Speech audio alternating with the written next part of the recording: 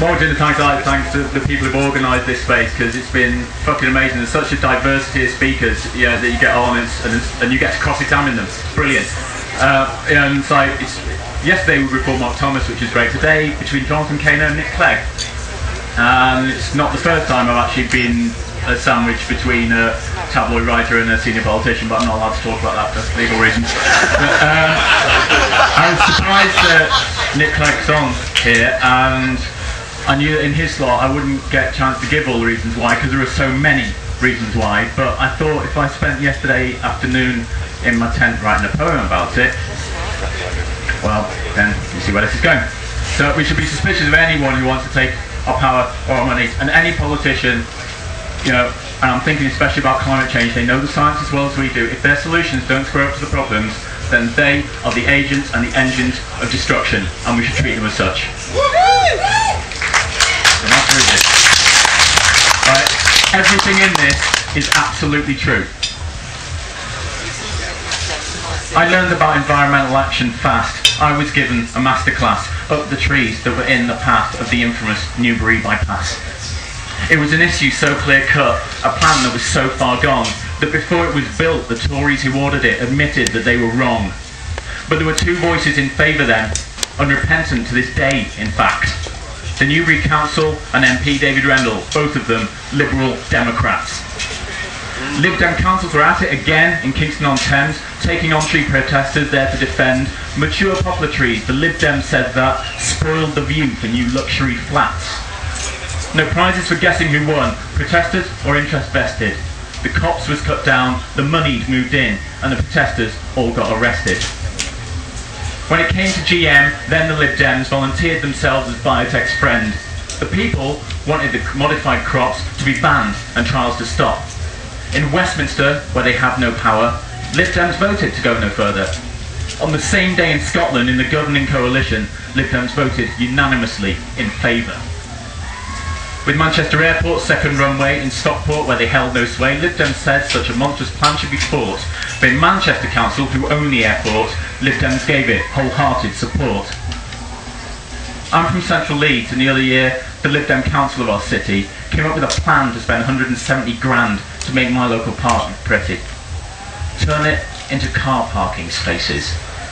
Well, you should have seen our faces. Not even their rigged consultation was enough to allay our consternation. The Lib Dems bullshat and backpedalled and tried to win a spin gold medal, saying it could have shrubs, a nice coloured tarmac. But that risible attempt to fudge it isn't the punchline. No, that's the fact that 170k was the Parks Renaissance budget. The Green Party quit the city government, not for the park, but an environmental crime even greater. The Lib Dems plan to choke their voters with a PFI waste incinerator. They say now they were always against the war, but those who remember 2003 know the score. They were actually for the war then. They just wanted approval from the UN. Not against the war, only wanting one more vote. And the reasons for the war, well, they said, and I quote, it was ridiculous to say it was all about oil.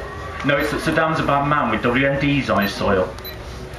When the troops went in, the Lib Dems said we shouldn't object to this war crime's colossal violence. Their leader said, I quote again, now is the time for silence. Well, if you feel shamed and stained by the threat of mass murder in your name, you've got to shout louder when the troops go over the border, so fuck you Liberal Democrats and your collaborators' gagging order. They're the same when it comes to climate change, whatever they try to spin. I thought Chris Huhne was just a buffoon, their environmental spokesman, but then I saw him dodge and weave and lie. I knew he was really a man on a mission, to hand governance to corporations like every other mainstream politician.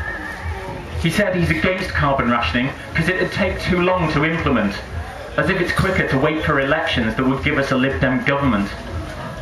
The Lib Dems, Huhne said, won't stop airport expansion no matter what devastation it may bring.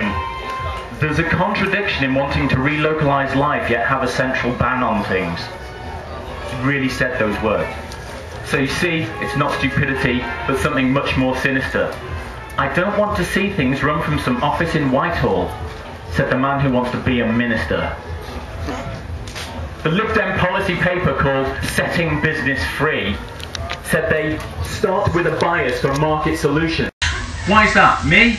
I start with a bias for effective solutions and ones that are sustainable and fair. And if the markets have taught us anything, it's that we won't find those values there. If there's ever any conflict between anything and profit, then the holy market doctrine doth decree. Profit wins every time, and the losers are social justice and sustainability. When they say they want to cut red tape, they mean the regulation that stands between corporations and employee exploitation, the accountability of directors and environmental devastation. Don't do that. So if profit isn't primary to you, join me in saying this one thing, that shove your manifesto for business up your arse, Liberal Democrats. Opposition politicians always promise everything to everyone. We saw it from Labour before '97, now we see it from Cameron. Being in opposition's most places, most times, makes it easy for Lib Dems to claim compassionate intent. But look at where they've ever had any power, and you see that they're no different.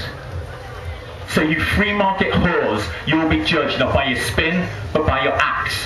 We know what you do, we know who you are. We've seen that yellow isn't green, it's blue. Fuck you from here to Timbuktu, Liberal Democrats.